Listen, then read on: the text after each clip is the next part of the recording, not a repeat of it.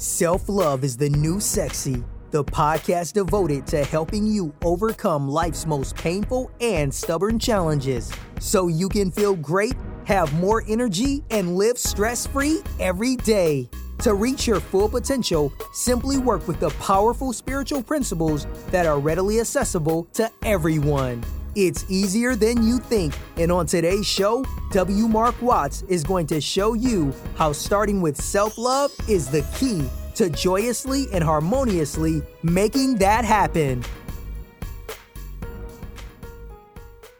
Hey everybody, it's W. Mark Watts. Thanks for hanging out with me for another episode of Self-Love is Sexy.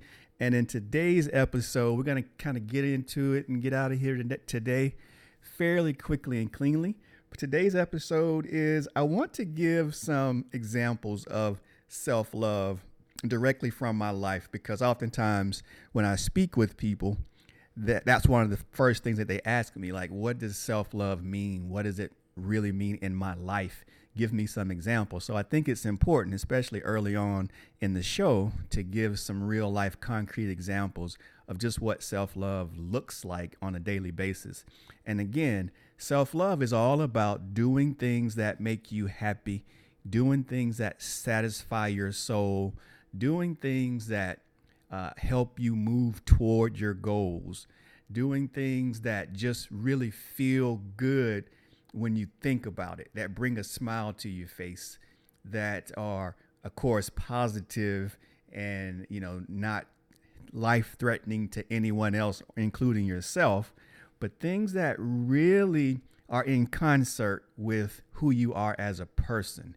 That's what self-love is about. And again, that is our main goal here. And I can't stress that enough. I think oftentimes we really get confused because we've never really been taught, or no one's ever reinforced the fact that we have one job here on earth. And that job is to experience the fullness of this life in a happy and joyful way. And in order to do that, you've got to put yourself first. And once you put yourself first, then you are full and whole enough. Your cup is full enough. You have enough energy. You have enough joy, enough happiness, enough peace to really consistently be that to anyone else and everything else in the environment, in your environment, in the world, because you've taken care of yourself. And you will find, believe it or not, you will find that when you do focus on yourself, when you really focus on loving yourself, everything else in your life gets better. Trust me, because I've not always done that. There's been many times when I've put other people first before me. And then what happens, and projects. And so what happens is then now I've spread myself so thin, and I'm not really able to contribute my best to everything else that I'm attempting to do because I haven't taken care of myself first. Just think about it this way. If you start with the glass that's half full of water, say it's half full, say that's you, that's me. And then I pour some of that water out into 3 or 4 different glasses. How much water do I have left in my glass? Very little. But that's what we do as human beings. We start with the half full glass, or a 3/4 full glass, or a 1/4 full glass, and we pour ourselves out. We pour our water out to everybody else. And then we wake up and our cup is empty. Well, it's because, number one, we didn't start with the full glass. And number two, we didn't constantly refill that glass. And we'll talk about how to refill that glass. And even some of the examples tonight will be examples of how to keep that cup full so that you don't ever run out and you can continue to give out because you're constantly refilling.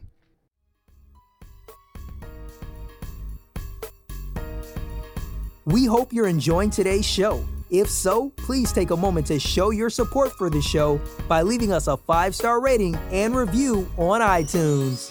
If you have questions for W. Mark Watts, please feel free to contact him over at wmarkwatts.com, on Instagram at wmarkwatts, or on Facebook at Self-Love is the New Sexy.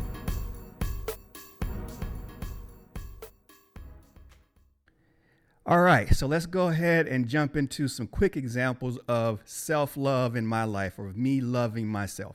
So number one is choosing to meditate. And I meditate as much or as little as I want, but I do know that I will forever meditate unless there comes a time when I really don't feel like it's feeding my soul anymore, or I don't need to. But I can't ever really foresee that being the case. However, I meditate. That's one of the first things I do in the morning. Most times it's the first thing I do is I meditate. How long depends on how long I want to do it. Just depends. Sometimes 5 minutes, sometimes it's a couple minutes, sometimes it's 10, sometimes 15.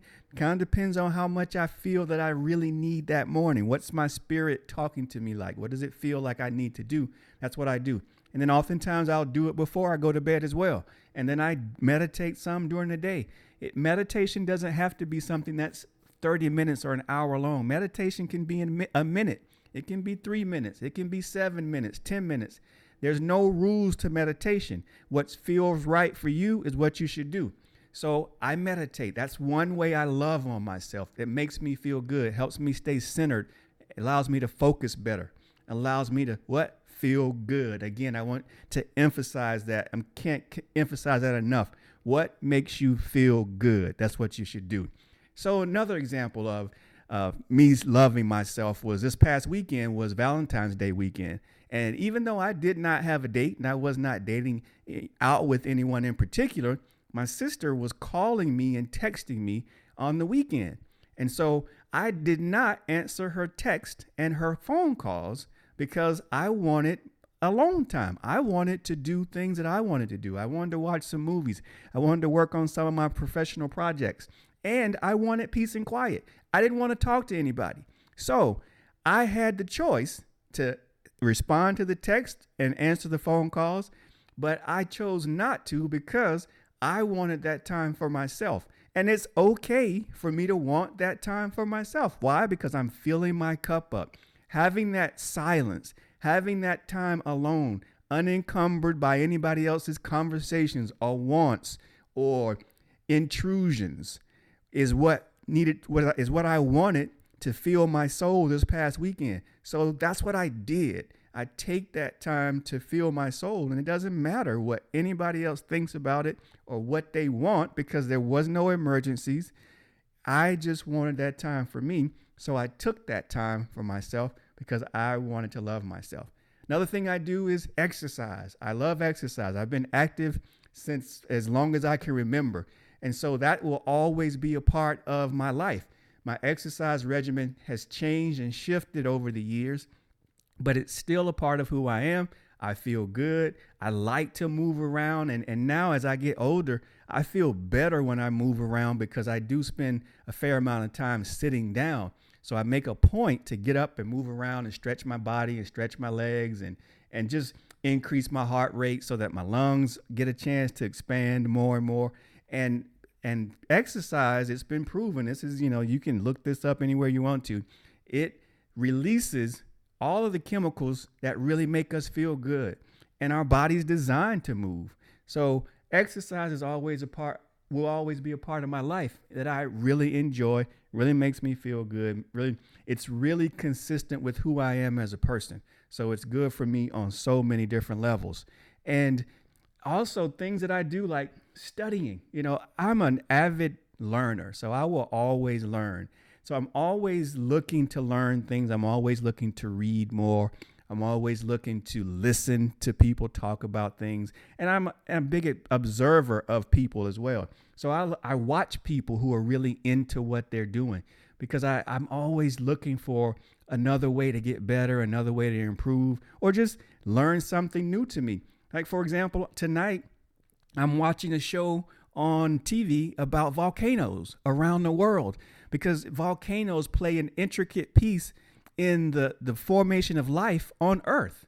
And I didn't know that. So when I heard that, I thought, that caught my attention. So I'm paying attention. I'm learning about volcanoes. Today, I had no idea I was going to be watching something about volcanoes, but I am. Why?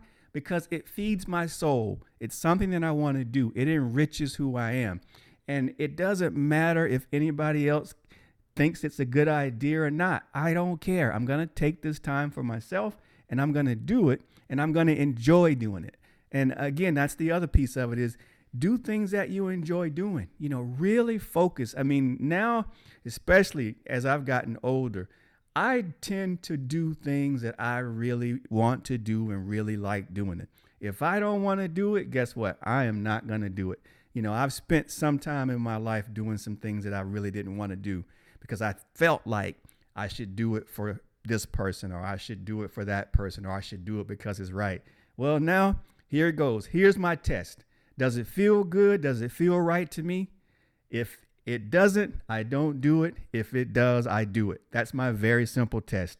And I think everyone will be okay with that decision. Now, might they get a little miffed here or there? Absolutely. But guess what? That's not my problem. That is their deal to work through, because we all have the ability, should have the ability to make the decisions that we want that are best for us.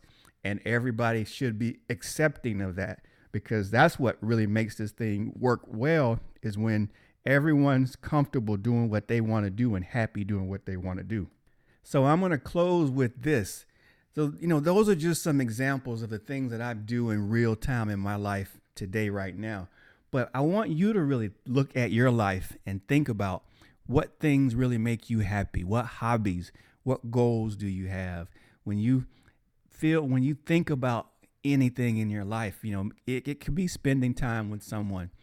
What really makes you feel good? And it, right away when you think about it. How does it make you feel?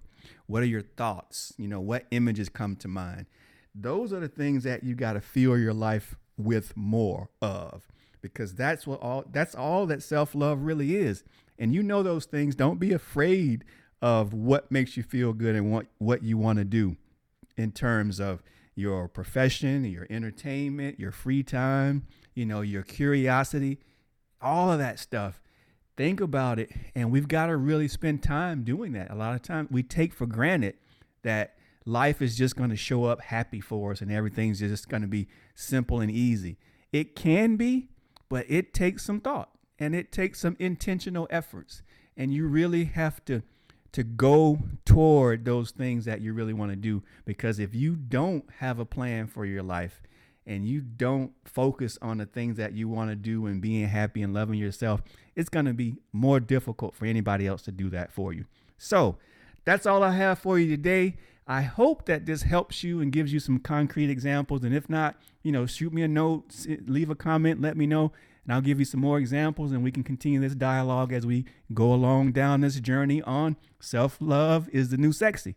So until next episode, continue to take care of yourself, and I look forward to speaking with you all again real soon. Bye now.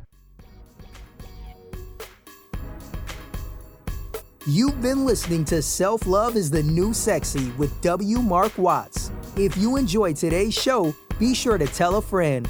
Also, make sure you never miss an episode by subscribing to our show on Apple Podcasts, Stitcher Radio, or wherever you listen to podcasts.